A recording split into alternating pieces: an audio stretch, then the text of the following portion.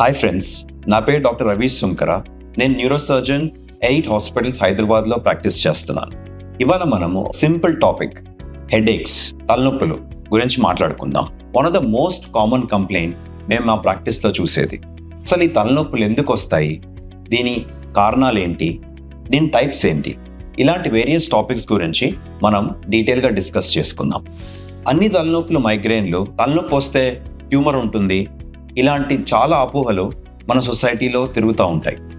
ఇలాంటి అపోహల గురించి కూడా మనం డీటెయిల్గా డిస్కస్ చేసుకుందాం. అసలు తలనొప్పి ఎందుకు వస్తుంది అనేది మనం తెలుసుకునే ముందు మనం పెయిన్ అనే ఒక పాత్వే గురించి తెలుసుకుందాం. పెయిన్ అనేది మనకు బాడీలో ఎక్కడ ఫీల్ అవ్వాలన్నా కానీ నోసియోసెప్టర్స్ అని కొన్ని రిసెప్టర్స్ ఉంటాయి. అయితే ఒక interesting fact and surprising fact ఏంటంటే మన బ్రెయిన్లో ఈ రిసెప్టర్స్ ఉండవు, అయినా కానీ మనం చాలా తలనొప్పులు వస్తూ ఉంటాయి. ఇది ఎందుకు? దీనికి సింపుల్ రీజన్ ఏంటంటే మన బ్రెయిన్లో ఈ పెయిన్ రిసెప్టర్స్ లేకపోయినా కానీ మన బ్రెయిన్ చుట్టూ ఉండే కవరింగ్స్ కానీ మన బ్రెయిన్లో ఉండే బ్లడ్ వెజల్స్ కానీ ఈ రీజియన్స్లో ఈ పెయిన్ రిసెప్టర్స్ ఉంటాయి. అయితే ఏ కారణం వల్ల అయినా కానీ ఈ బ్రెయిన్లో ఉండే కవరింగ్స్ అయినా కానీ బ్రెయిన్లో ఉండే బ్లడ్ వెజల్స్ అయినా కానీ స్ట్రెచ్ అయినప్పుడు ఈ నోసియోసెప్టర్స్ అనేది యాక్టివేట్ అయిపోయి మనకి హెడేక్ లాగా ప్రెజెంటేషన్ అవుతుంది. సో ఈ నోసియోసెప్టర్స్, ఈ బ్రెయిన్ కవరింగ్స్లో ఉండే నోసియోసెప్టర్స్ కానీ బ్లడ్ వెజల్స్లో ఉండే నోసియోసెప్టర్స్ కానీ ఎప్పుడు యాక్టివేట్ అయ్యి ఈ పెయిన్ అనేది వస్తుంది. దీనికి కారణాలు ఏంటి, ఇది తెలుసుకుందాం. సో ఇది తెలుసుకునే ముందు మనము ఒక సింపుల్ క్లాసిఫికేషన్ ఆఫ్ హెడేక్స్ని తెలుసుకోవాలి. ఈ క్లాసిఫికేషన్ ఏంటంటే primary headaches and secondary headaches. Primary headaches అంటే ఏ కారణం లేకుండా హెడేక్స్ రావడం, ఇది మళ్ళీ డిఫరెంట్ టైప్ ఆఫ్ హెడేక్స్ కింద క్లాసిఫై చేస్తాం. సెకండరీ హెడేక్స్ అంటే ఏదో ఒక అండర్లయింగ్ కాజ్ వల్ల ఒక సెకండరీ ప్రెజెంటేషన్ హెడేక్ రావడం. మనకి నార్మల్గా పేషెంట్స్లో 50% ఆఫ్ ద హెడేక్స్ యూజువల్గా సెకండరీ హెడేక్స్ టైప్స్ ఉంటాయి. అంటే ఇది తెలుసుకోవడం ఎందుకు అవసరం అంటే ఈ అండర్లయింగ్ కాజ్ని కనుక మనం ట్రీట్ చేయగలిగితే ఈ హెడేక్ అనేది మనకి పూర్తిగా రావడం ఆగిపోతుంది.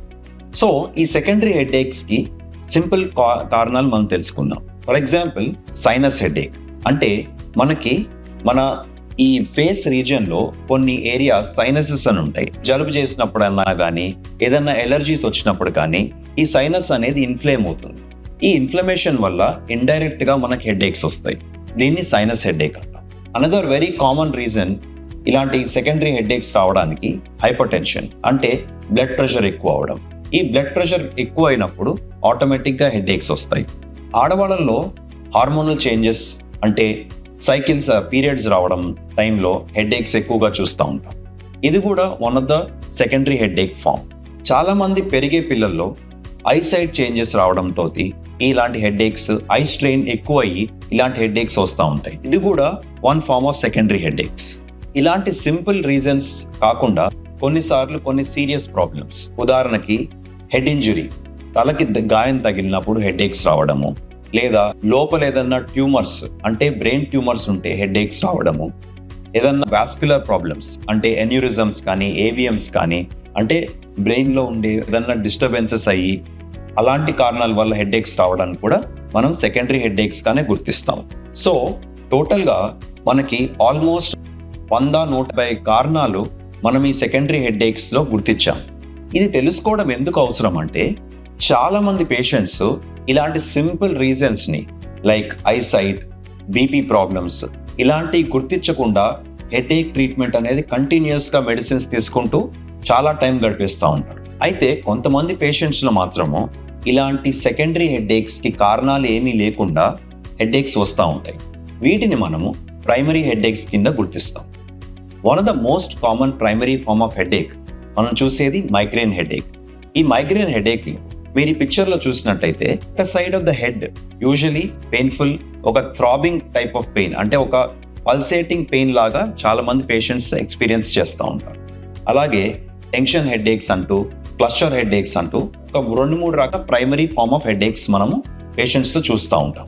ఇది రాకుండా ఉండాలంటే మనం ఏం చేయొచ్చు, ఈ టాపిక్ గురించి నెక్స్ట్ మాట్లాడు. సెకండరీ హెడేక్ అంటే ఆ కారణాన్ని మనం సాల్వ్ చేసుకుంటే చాలా వరకు ఈ హెడేక్స్ అనేది రాకుండా ఉంటాయి. ఈ ప్రైమరీ హెడేక్స్ లో మాత్రము చాలాసార్లు ట్రిగర్ ఫ్యాక్టర్స్ అనేది ఉంటుంది. అంటే ఉదాహరణకి ఒక పర్టిక్యులర్ పని మనం చేసినప్పుడు ఈ హెడేక్ వస్తుంది. చాలా సింపుల్ కాజ్ వచ్చేసి ల్యాక్ ఆఫ్ స్లీప్, అంటే నిద్ర సరిగ్గా లేకపోతే ఇమీడియట్గా మనకి హెడేక్ వస్తుంది. అలాగే స్ట్రెస్, చాలా ఎక్కువ స్ట్రెస్ తీసుకుంటే ఇలాంటి హెడేక్స్ రావచ్చు. కొంతమందిలో సింపుల్ రీజన్స్ లైక్ ఒక డార్క్ చాక్లెట్ తిననో లేదా ఒక గ్లాస్ ఆఫ్ వైన్ తాగంగానేనో ఇలాంటి హెడేక్స్ రావడం చాలా కామన్గా చూస్తాం. ఇలాంటి ట్రిగర్ ఫ్యాక్టర్ని కనుక మీరు గుర్తించి దాన్ని అవాయిడ్ చేయగలిగితే చాలా వరకు ఈ హెడేక్స్ రాకుండా ఉండే అవకాశం ఉంటుంది. ఇలాంటి హెడేక్స్ కనుక మీకు రెగ్యులర్గా వస్తూ ఉండి కొన్నిసార్లు ఎన్ని మందులు తీసుకోకపోయినా తగ్గకపోతే ఒక డాక్టర్ని, అంటే ఒక న్యూరాలజిస్ట్ని కానీ న్యూరోసర్జన్ని కానీ మీ దగ్గర ఉన్న ఫిజిషియన్ని కానీ కన్సల్ట్ అవ్వడం చాలా అవసరం.